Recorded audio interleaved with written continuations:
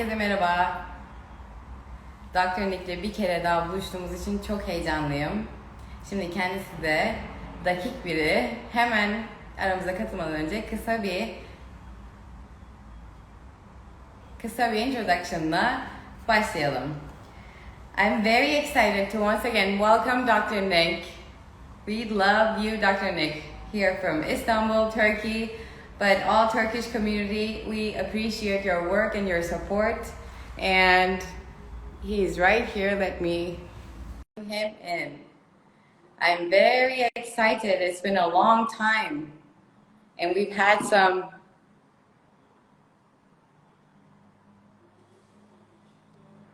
yes.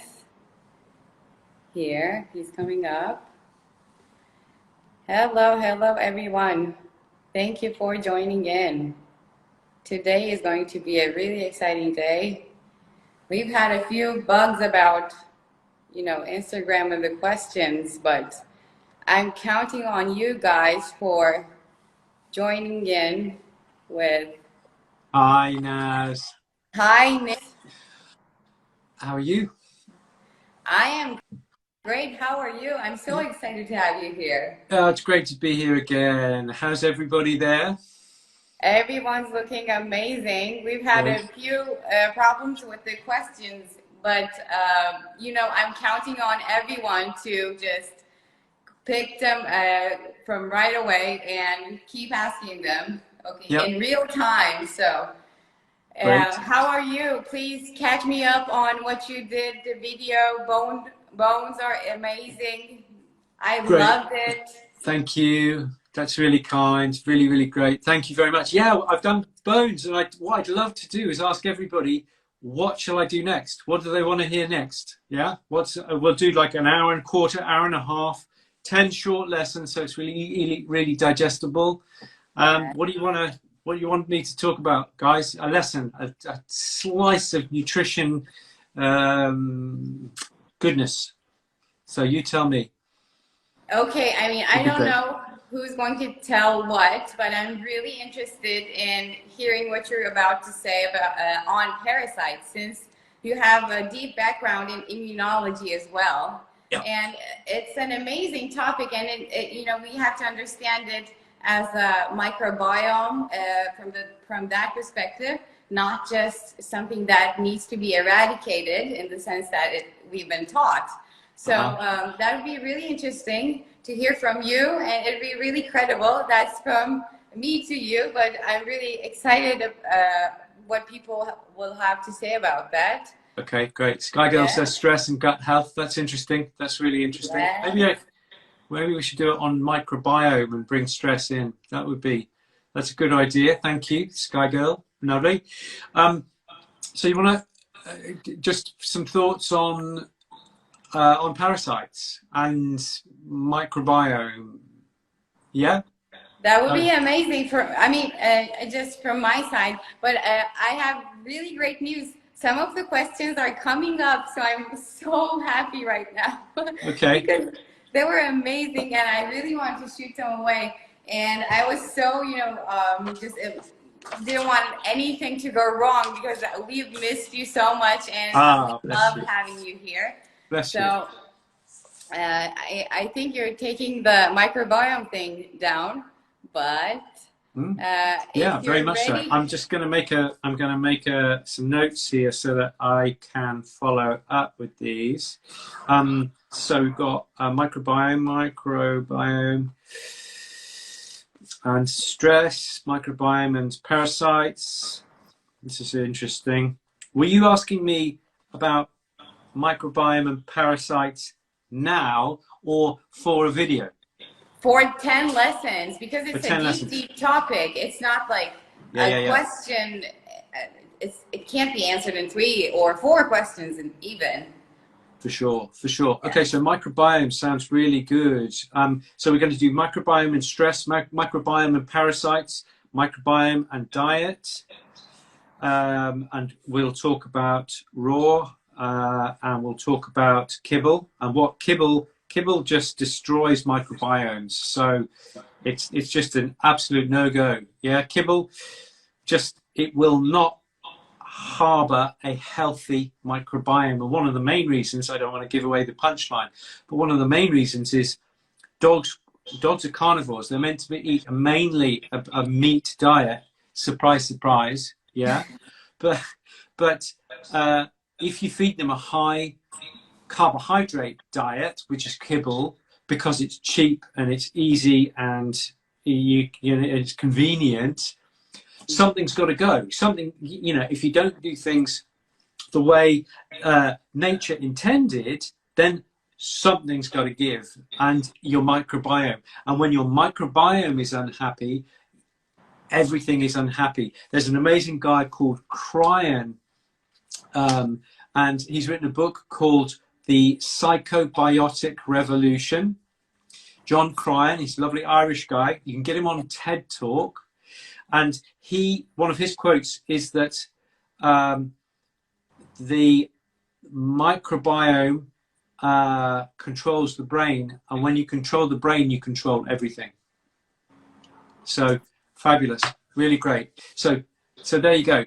I think that's really good. I would not have thought that. I'm up to here in microbiome. I love it, and I'm fascinated with it. And I think we could get 10 very, very nice little lessons out of that. I think it's very current. We can talk about microbiome and puppies. Definitely. Puppies. Definitely. And it would be amazing right after bones as well. Yeah. Antibiotics, omeprazole, non-steroidal anti-inflammatories. Great. Hey, listen, guys, you're writing this talk for me. I really appreciate it. Thank you. This is the co-creative universe happening with all its magic. Of course it is. It's wonderful. It's wonderful when we're all aligned and we're thinking together and we're doing a lot of good. Then the world will move with us. Yeah. Of course. That's how it works. Fantastic. You said it well, Nick. Amazing. Bless you. Yes, that's really, really good. If anybody else has any other thoughts, that'd be great. Shout out now. What chapters do you want in the microbiome talk? Just shout out, put them down there, and I will get at it as soon as I can. Yeah, absolutely, as soon as I can. Any questions? Have you got any questions in front of you? Yes, we have lots of questions, but just ending on that note, Tea Master says, healthy gut, healthy mind applies to us all. So Totally. Yeah, with you all the way. Yes. Here's great questions to start with, Dr. Nick. Vina the Toy Poodle asks, my question is, are there any disadvantages of raw nutrition? Are there any disadvantages? It's not quite as convenient as kibble, but it's almost as convenient as kibble. Yeah, all you need to do is you take the raw food out of the fridge or off the shelf. If you've got a dried product like Raw for Us, which is a great product, you would either soak or you would thaw and feed. So it's almost as convenient. Your product, the dry product, is as convenient as kibble, so therefore convenience, they're equally convenient. Is there a downside to raw? There must be, because everything has a downside. Yeah, even love has a downside. You know what I mean? Yeah, totally. Because you can get brokenhearted and all that sort of stuff. But I'm trying to think. I'm really struggling. Yeah, I've been studying raw food for like 25 years, and I'm kind of struggling to see a downside. It does contain bacteria, but then if you think about it, when your dog goes to the park, they wander around. They stand in poop, and they stand in pee, and they stand in soil, and vomit, and goodness knows what. And then they come home and they lick their feet. When they meet their friends, they stick their nose up their butts.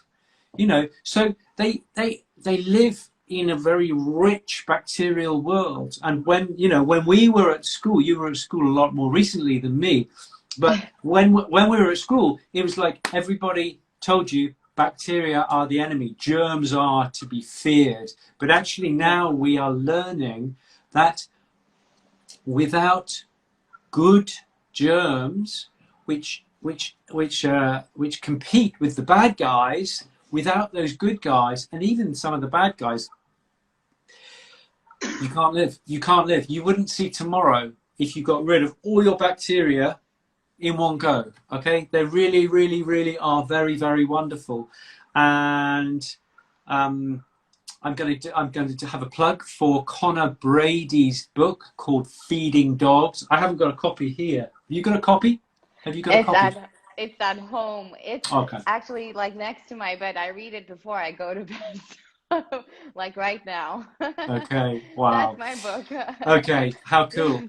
Have you read The Forever Dog by Rodney and Karen? I have it on my Kindle, but cool. I haven't gotten to it yet. Okay. It's good. It's good. Yes. It's good. Yes. Yeah. It's very good. It's very good. Let's have a look. So John Cryan and Anderson, they wrote The Psychobiotic Revolution. And so what's it saying is what happens in your microbiome massively affects your brain. It's really very gently written. It's written for the non-scientists. So if people are kind of scared by all the science, don't be. Oh my God. It's cool. It's really very readable. Even if you're reading it as a second language, the language is very clear.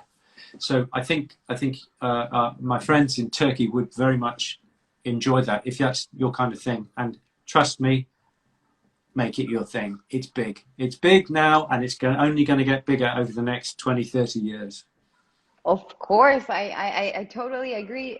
You know, that reminds me of my father, who's really into this health and longevity stuff. And great. He actually warned me a lot when I was a teenager. I used to eat a lot of, carbohydrates, and he would warn me so much. He's like, this is, rotting your brain away. You can't think straight. He knew this instinctually. So like, I have so much, respect for it, and I love this recommendation. I put it up here. Great. Yeah, you got it there. That's really cool.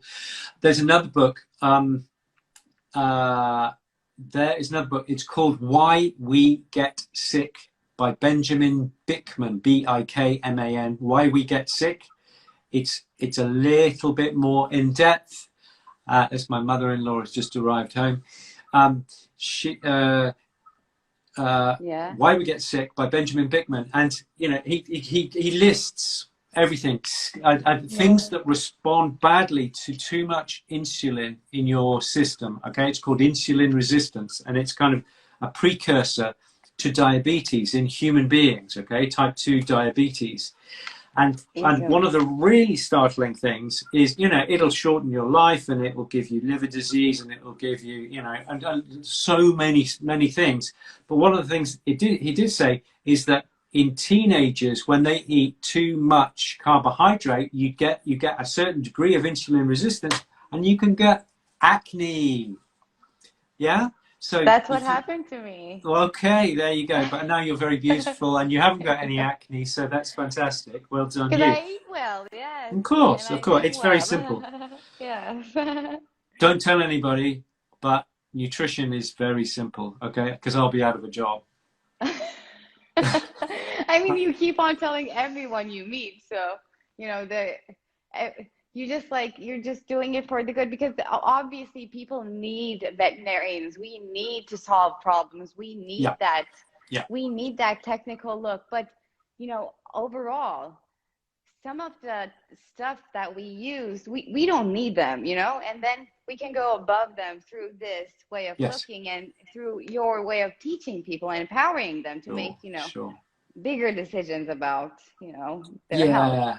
Absolutely. There's a Chinese proverb which says, if the I'm just trying to remember, I can't remember. It's something like, if your diet is good, you have no need of medicine. I can't remember it. I'll find it for you, and I'll send it to you. Chinese proverb. Let's look. Yeah. There's a question just there. Weight gain tips for my 1-year-old Springer Spaniel. Raw fed, has plenty of muscle around his legs, however, lacks fat around his ribs and hips. Okay, so he's muscly, but he's skinny. So the number one thing there would be to increase his he's a Springer, so he's a nutcase, and he's going to be boom, boom, boom, boom, boom everywhere. Okay, yeah. So the number one thing to do is to take him up to 3% body weight at least. Okay, he may need to get him up to like 3.5%. If he's burning off all that energy, then take him up to 3.5%. So if he weighs 20 kilos, it's a really easy equation, okay, because I'm no mathematician. So 20 kilos, 1% of 20 kilos is 200 grams. 2%, 400 grams, and 3%, 600 grams, okay? So I would be trying to try him for a month on 600 or 700 grams in total of food. And the food should be approximately the meat component is 80-10-10. So 80% meat, 10% bone, 10% organ meat. And then you put 10 to 20% of green vegetable material with that. If we're trying to get some weight on him, then a nice dollop of golden paste or coconut oil is very, very, very good.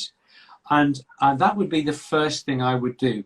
If that doesn't do it after a month, then I would consider getting some human digestive enzymes, because it might be that somehow he's just not digesting his food particularly well, and by using the digestive enzymes you get better breakdown of food, and thus you liberate more nutrients to go into your system, which is quite cool.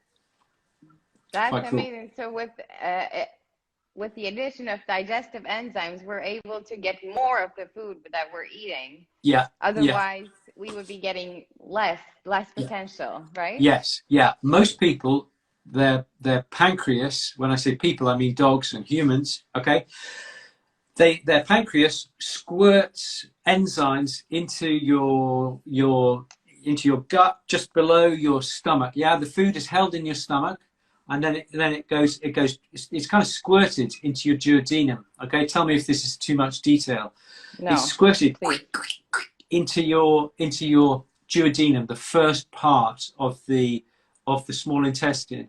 The liver is very kind, and it squirts like a detergent, like a washing up liquid into that material to break down fats, and your pancreas squirts enzymes to break down protein and any carbohydrate that you know the small amount that a raw fed dog would have, and protein, carbohydrates, and fats. Proteins, proteases; fats, lipases; and carbohydrates, amylases, to break them down.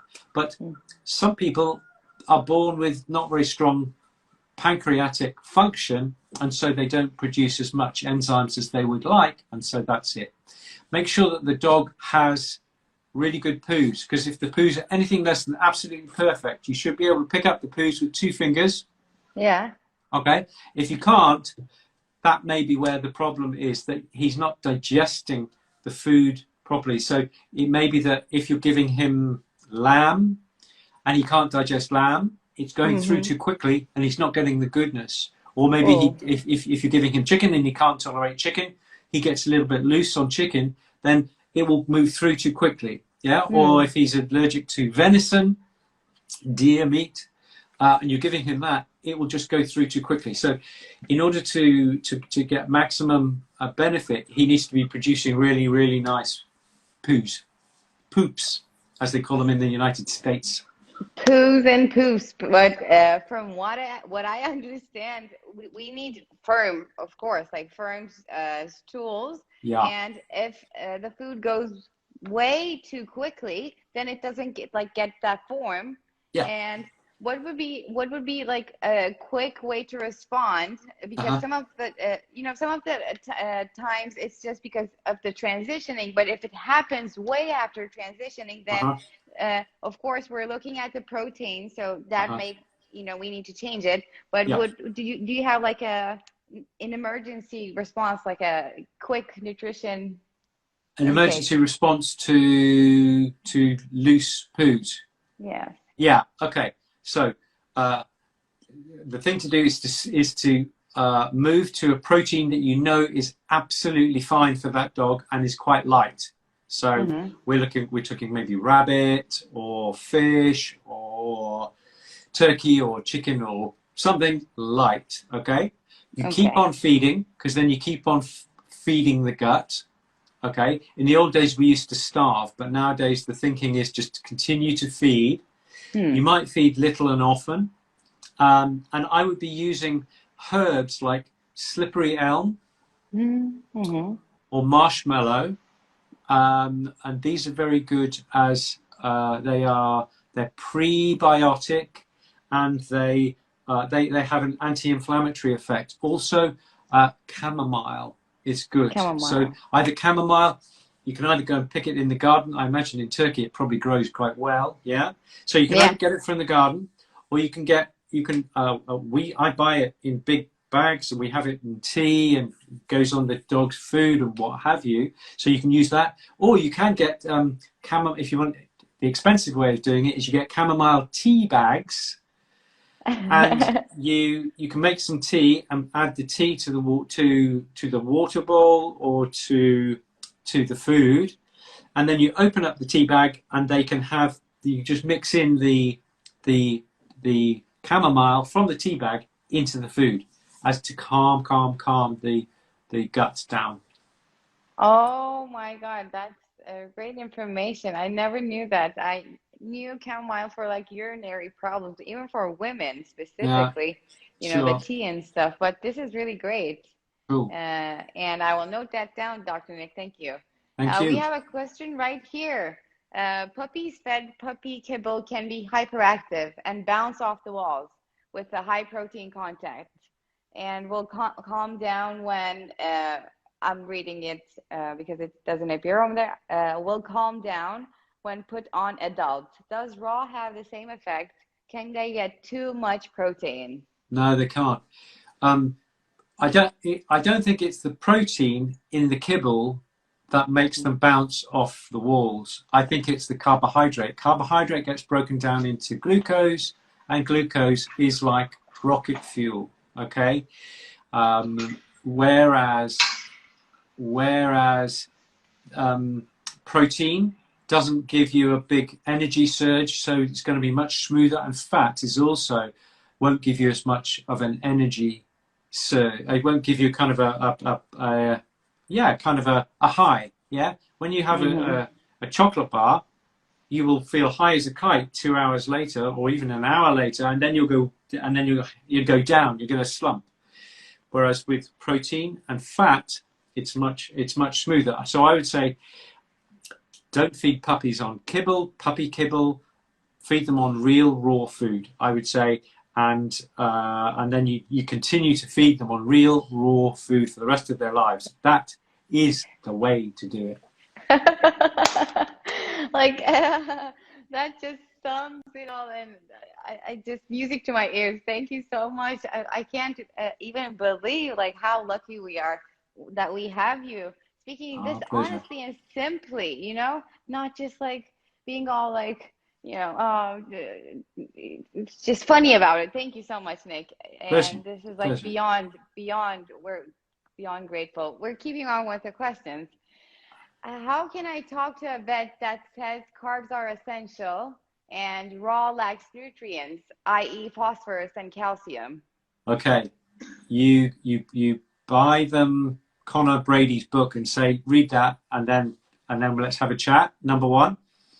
Okay. Number two is you get them, with great respect, to look at the FEDIAF, that's the European Pet Food Manufacturers regulations, and there is no requirement for carbohydrate in the entire, however many, 87 pages of the guidance from FEDIAF. Okay. If you look in the States at the AFCO guidance, no requirement for carbohydrates. Okay, I think vegetables are very useful, especially green vegetables, but not refined carbohydrates or sugars in the slightest. Okay, so I beg to differ with my colleague who this person is talking about, and that says they are and lacks nutrients. I disagree completely. I think that meat and organ and bone are are incredibly nutrient dense, and I would wager that if you had 100 grams of kibble and 100 grams of a good raw food, and you put them side by side after you've extracted the water from the raw food, you would find that the raw food was much more energy dense per gram. So I have to disagree with my colleague there as well. Energy dense per gram. That was it. Yeah. It's energy dense, but nutrition dense. Yeah, it's calcium dense, phosphorus dense, selenium dense, copper dense, everything dense. Yeah, because there's a lot to it. Whereas the kibble, it's you start with meat meal, which is boiled down cows with and the plastic ear tags that they've got in them and everything, and then you make a meat and bone meal. They get that, and then they dilute it with cereals, and that's how you make that's how you make a kibble. Yeah, so it, by definition, it is quite no. It's a protein meal which has been diluted with carbohydrate. That's how you make kibble. Okay, so I think it's a substandard product from the very beginning. Substandard product from the beginning, and it's just that even if the proteins and whatever the nutritional value is right on there on the paper, it's not bioavailable. It's not in the form that it can be processed. Yes, am I exactly right? Yeah, Yes, dogs have been eating raw food for 45 million years. They kind of know what to do with the nutrients. They've been eating kibble for like 50, 60 years, and many of the nutrients are either synthetic or they are just kind of, they're like calcium carbonate, calcium phosphate. It's kind of rock. Plants eat rocks. Carnivores don't eat rocks. Yeah? that's it. Pretty simple, really. Yeah? Carnivores eat herbivores. Herbivores eat plants. Plants eat rocks, as it were. They eat soil, really, but you know what I'm saying. You know what I'm saying. Yeah. That's how the world works. It's their nutrition in that sense. It's exactly. It's so simple. It's great. I love it. Yeah, the world is amazing. we have a question that I don't even know what we're talking about, but I'm curious. Are amber necklaces good for diseases like gingivitis? Okay, that's a great question. I'll tell you a story about amber necklaces. My kids, I've got a 7-year-old girl and a 9-year-old boy, and they both had amber necklaces as kids. Okay, yes. And they didn't have any. We in this country we have Calpol. Do you have Calpol in Turkey? Yes. No Calpol at all for teeth. Okay. And so the thinking is, it may have been that they were very healthy and they didn't need it anyway, but I doubt it. Most kids get sore teeth because when their teeth come through, they didn't need any of it. And I think I would put it down to the amber necklace. Amber is made from fossilized frankincense. Yeah, it's a resin. And we know that frankincense is an anti-inflammatory and it's a painkiller, okay? So when you wear it around your neck as a human, because humans haven't got a lot of hair around here, yeah? And so when you wear it, I think you are microdosing with this anti-inflammatory and the painkiller. You're just microdosing.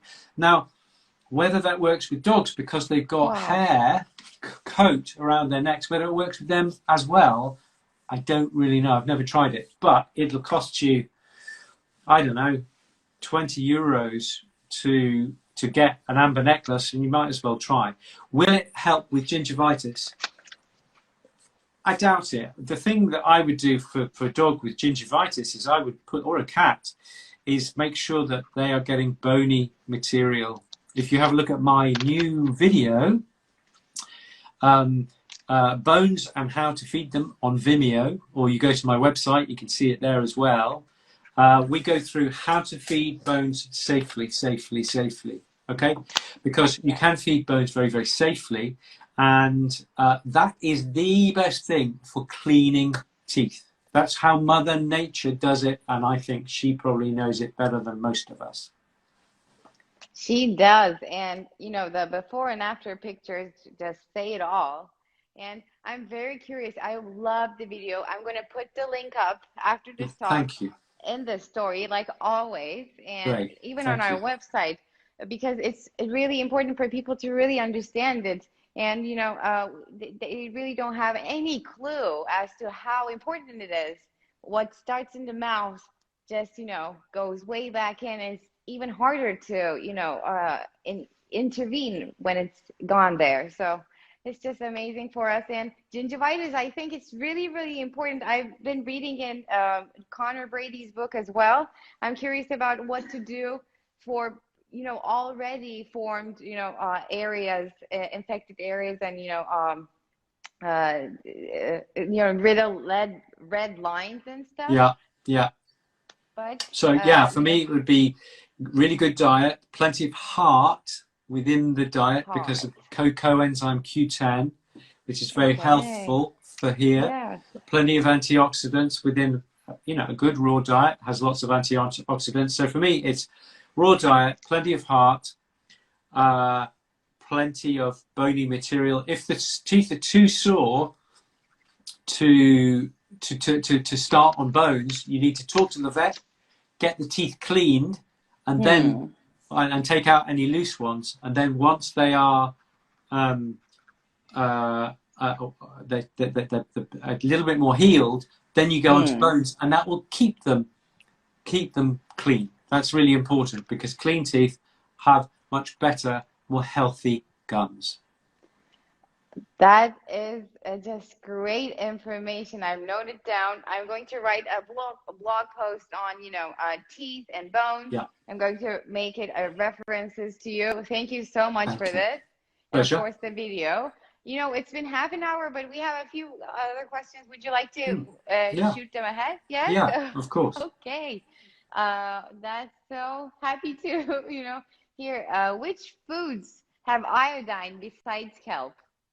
Okay, good question. Okay, so the iodine foods, I say iodine, you say iodine. That's fine. I would go for the seafoods. So seafood. So you in the supermarket you can get mussels frozen, and you can give them as treats. You get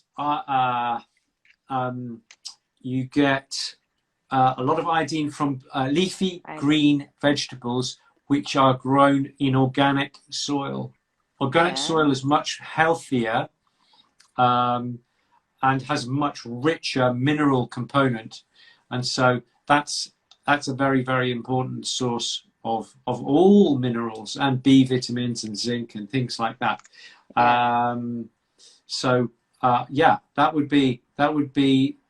Those would be my go-tos if I'm trying to increase zinc, increase iodine.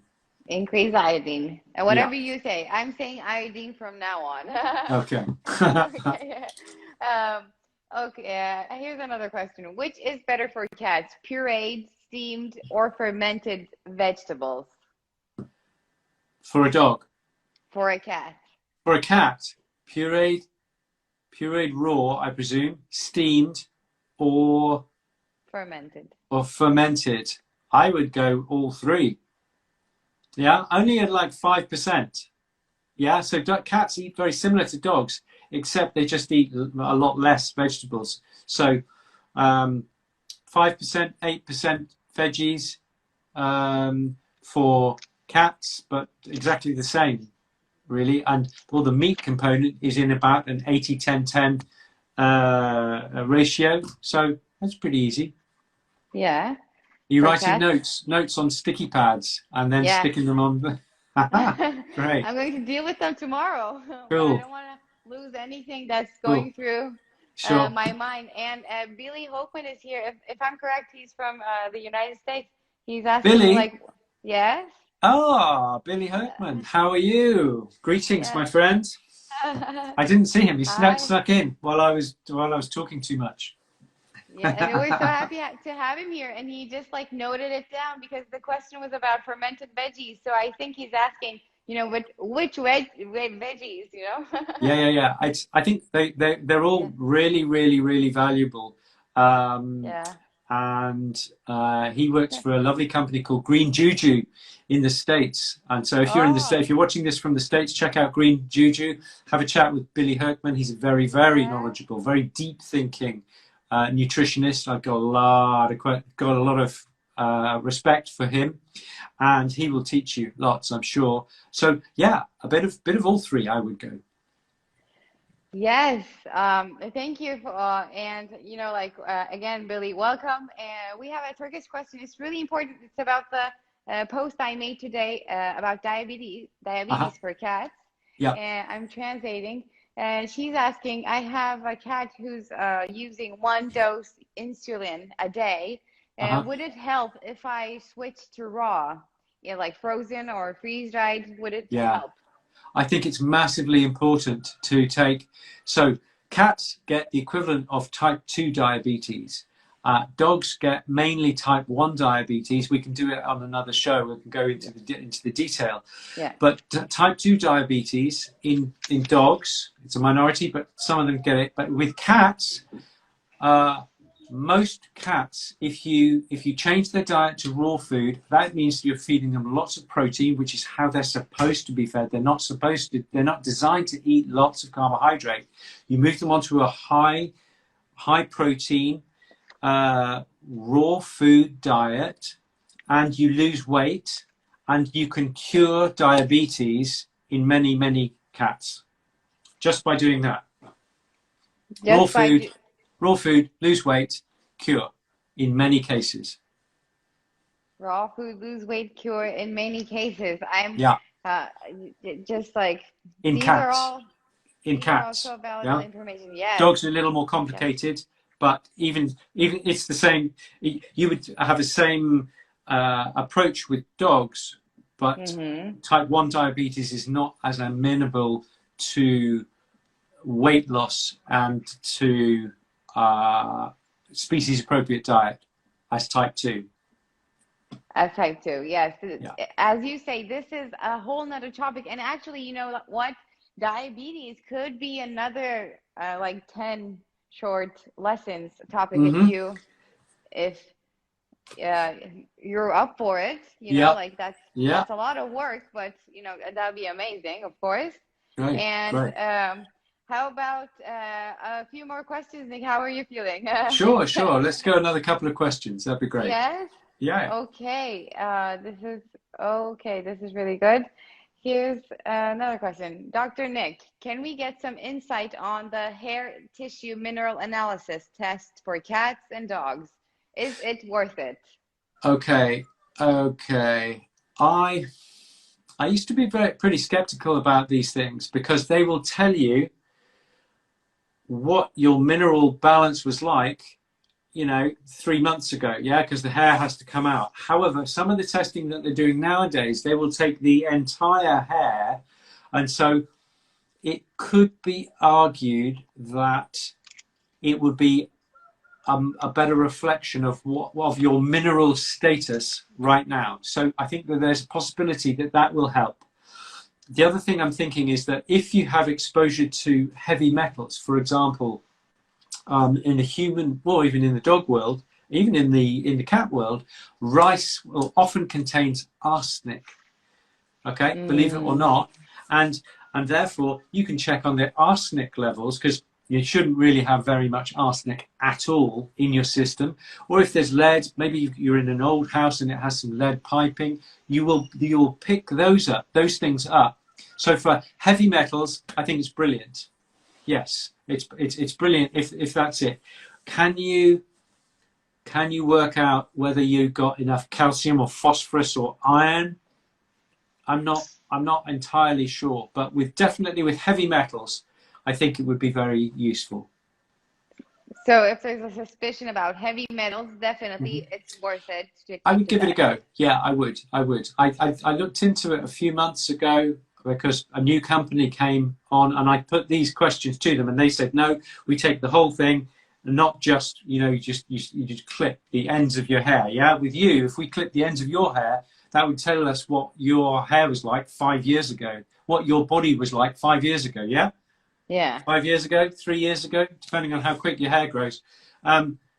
So if you can get around that historical element for hair analysis, then I think it might be quite useful. Yeah, perhaps might be useful. I'm not going to say definitely, but I would be interested to look into it. And I'd say definitely from a heavy metal perspective. Definitely. Heavy metal perspective. Yeah. Here's a question that we can relate to the Raw Feeding Veterinary Society's new topic. He's asking, what formulation tool do you recommend? And I remember the topic was, do you formulate or... Yes. Right? I'm sorry. Okay. Yeah, no, totally. This is really good. It's very pertinent for the moment. Yeah. So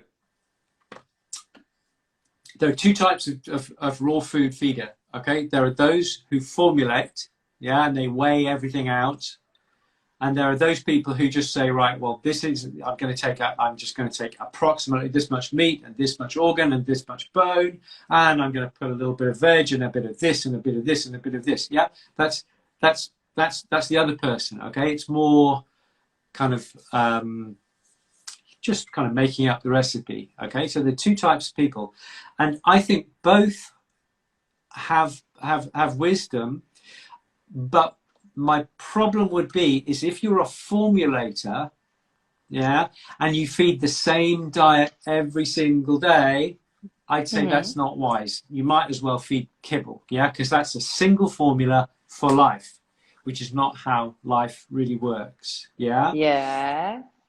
Whereas if you're feeding, if each meal is made up of different ingredients, then you're much more likely to get our variety. Okay. However, if you're formulating and you feed one diet for a week, and then you change to another diet, another meal plan for a week, and then you do and you rotate around 3, 4, 5 different formulas, that's okay, because you're getting variation in there.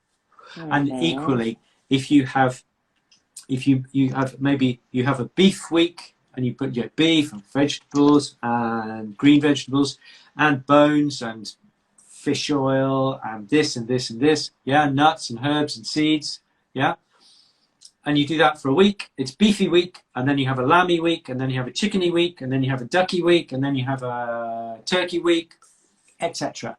That's really good as well. Okay, variety is the spice of life.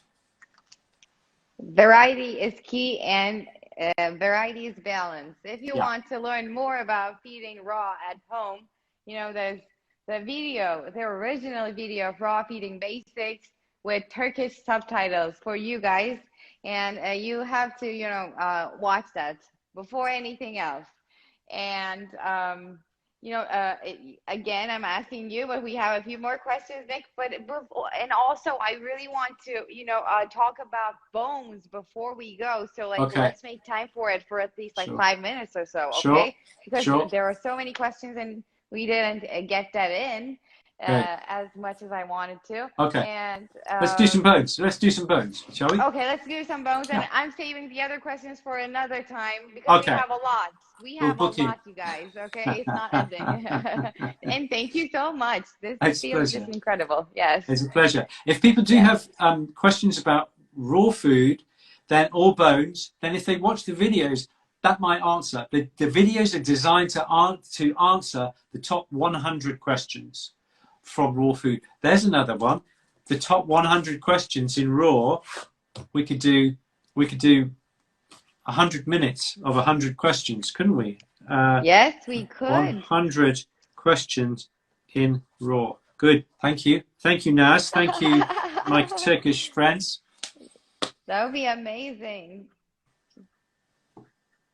So bones. What should we talk about with bones? What are the main questions you get with bones? You know, the main questions are, you know, I don't want to like get too much into the video, and a lot of the stuff that, you know, you said, I felt so good to hear, because, you know, I was like, yes, we're doing it safely. This is so good, because no one taught me how to do this.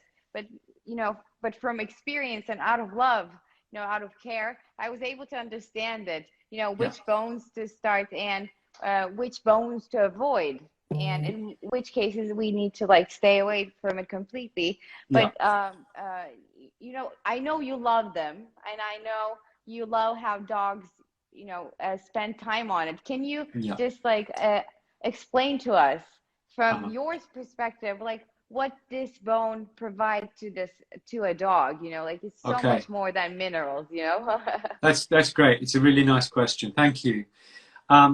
So what do bones provide to dogs? Bones provide, so the obvious thing is they provide, so we're starting at the front. Okay, so they provide entertainment and distraction to the dog. Yeah, you might watch a movie or go for a walk or go for a swim in the sea to chill out. Dogs, apart from eating and going for a walk, one of the things that they really love to do, which gives them some chill out time, is gnawing on a bone. Okay, so it's very good. So psychologically, it's very good. Bones will also clean the teeth. Bones, when they're chewed up, will turn into kind of like sand, which then goes through the gut and has like a sandpaper effect on the inside of the gut, which is very healthy.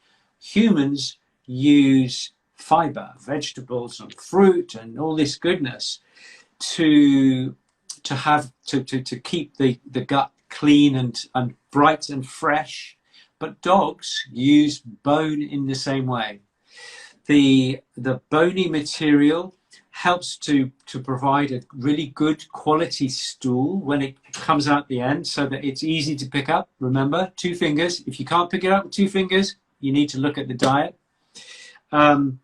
It will also, because if you get a good stool, you get a good squeeze on the anal glands, and that's really important, because otherwise you can get anal gland problems, which is a real pain.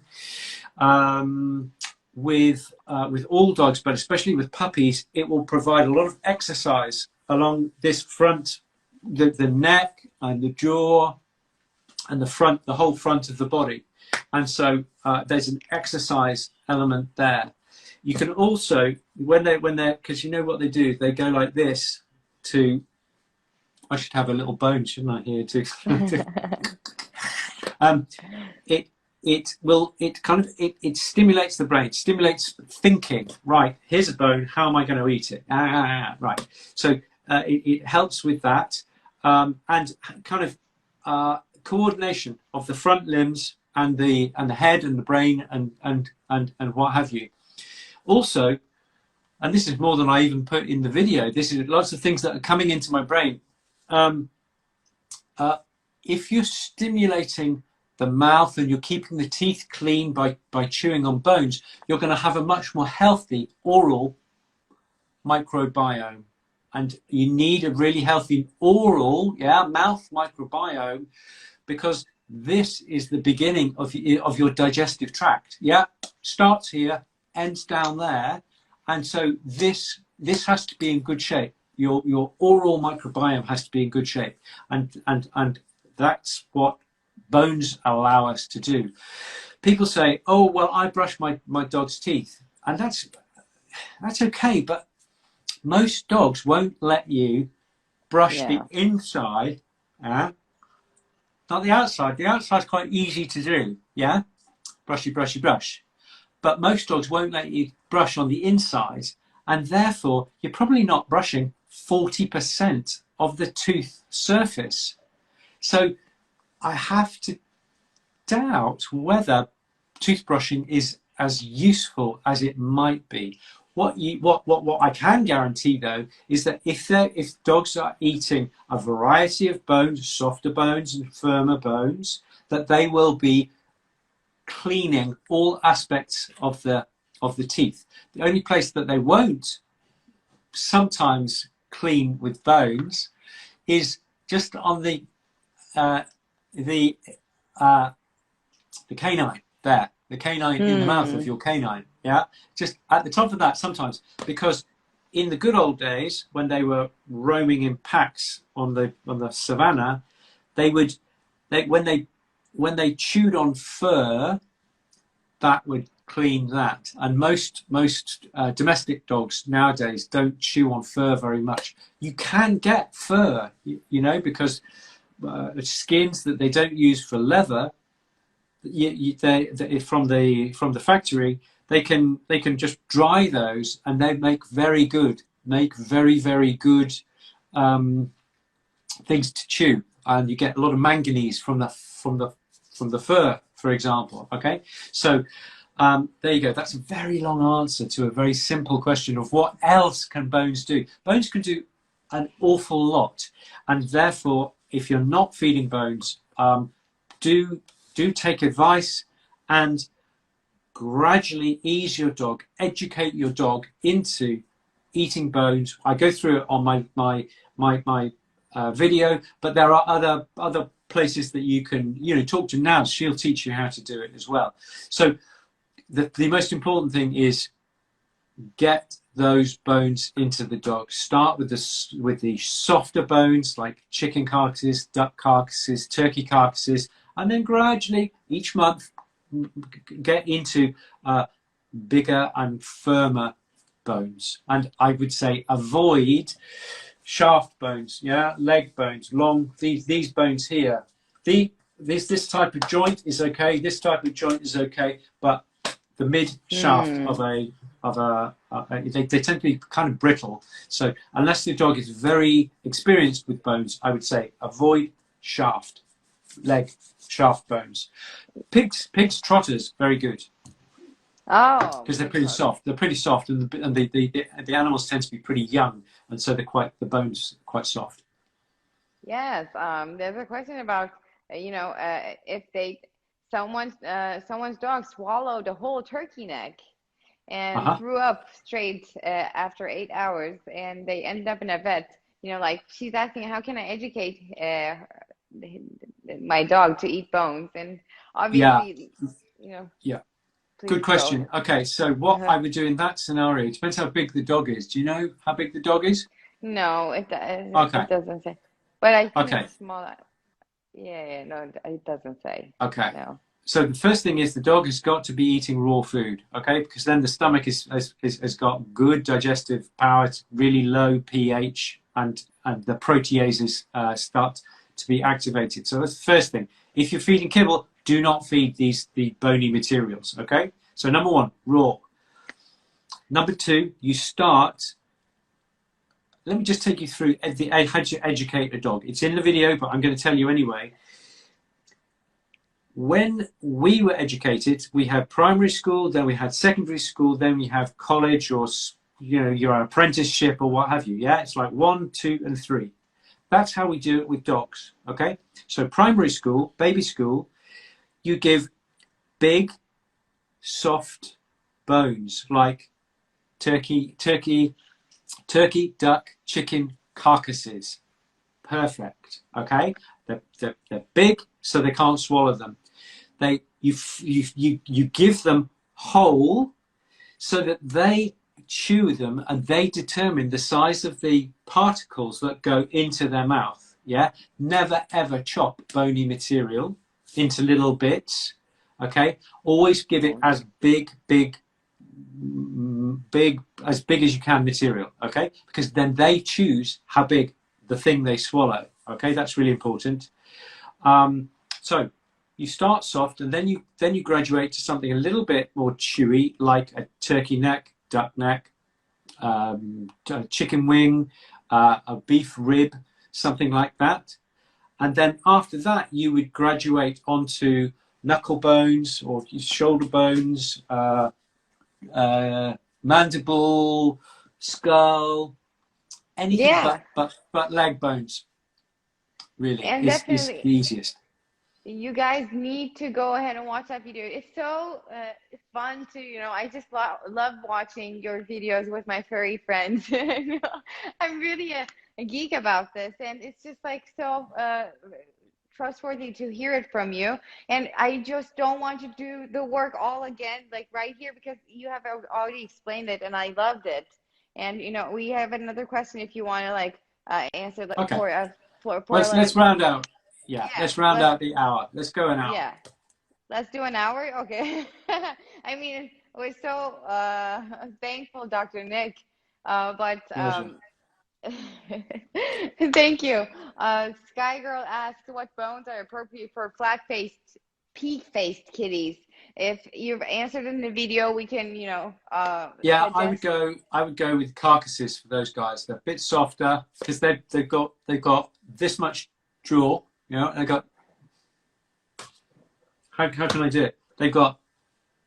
Yeah, the average dog is like this. Yeah, and they have these guys. They have that in a much smaller area, so they're not as good at chewing. So I'd stay down in primary school with the chicken carcasses, duck carcass, and do you know what a carcass is? Basically, if you have a chicken, you take the breasts off, you take the legs and the wings off, and what you've got left is a chicken carcass. Okay, and in the UK, they used to give them away. I'm sure in Turkey you're much more clever and people buy them and make soup and stock and beautiful things like that. But over here they used to give them away.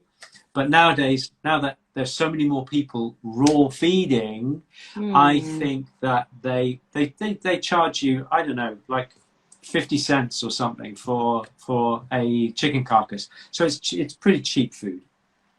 It's pretty cheap food. I always recommend that too for, people who are feeding a lot of stray cats. Chicken carcasses are the best, Yeah, that's good. And they'll have really, really clean teeth, those guys, which is brilliant. Yeah, and have fun too. And so we're rounding up.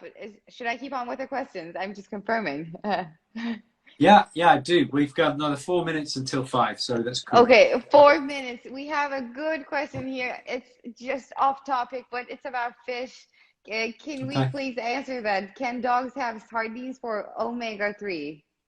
Yeah, absolutely. I think it's a very, very, very good idea. I love the question. Thank you for whoever asked that. So I love sardines. Okay, sardines for dogs is absolutely brilliant. And here's how you use sardines. You can either use them raw with the head and the tail still on. You gut them. That's my sign for gutting. All right.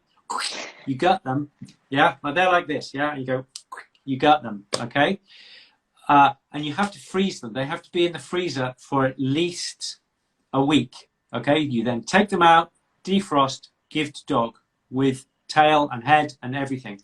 When you give dark brown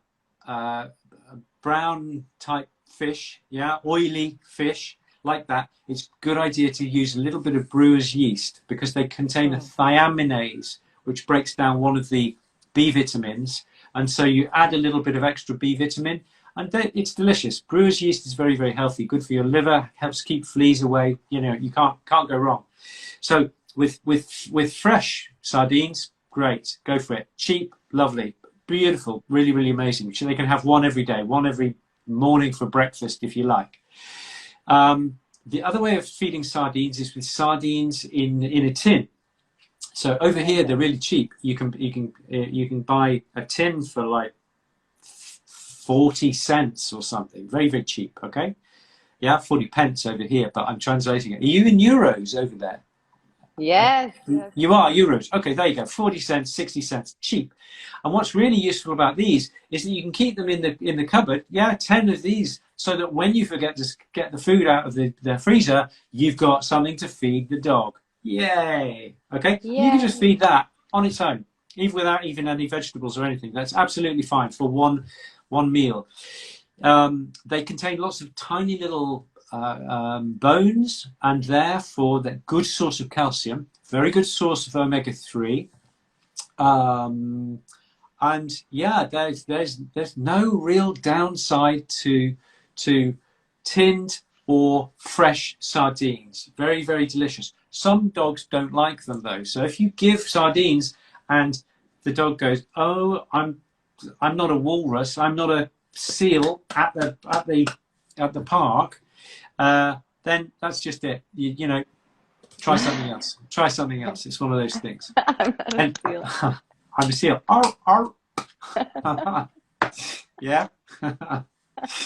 Yeah. Okay. Hilarious as always. Okay, so there you go. Tuna is okay, but it's just pure protein. There's not that much goodness in it. Sardines, full of goodness, full of goodness. Sardines full of goodness. We're ending on that note because the questions again are coming in.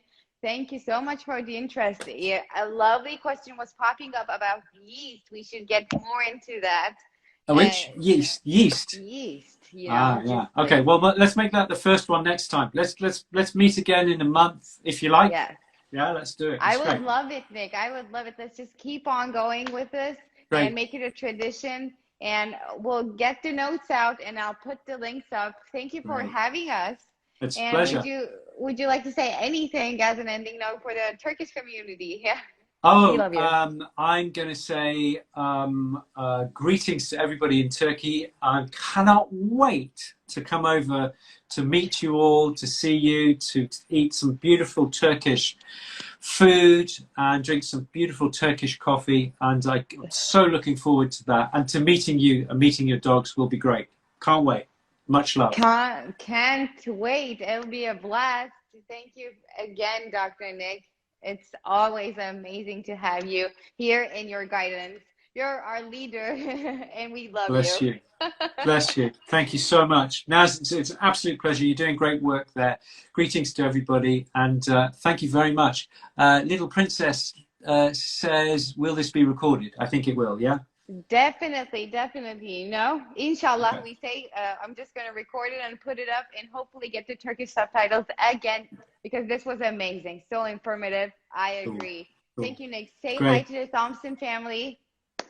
Absolutely. And to your sister and to your parents. All the very, very best to the whole family and to the dogs. Of course. We all love you, furry and human people. Fabulous. It's great to see you. You too. It's great to see you, Naz. Keep up the good work. And, goodbye, and thank you to everybody. I appreciate it, Dr. Nick. See you in a month. I'll text you about the information. See you soon. Ciao. Bye.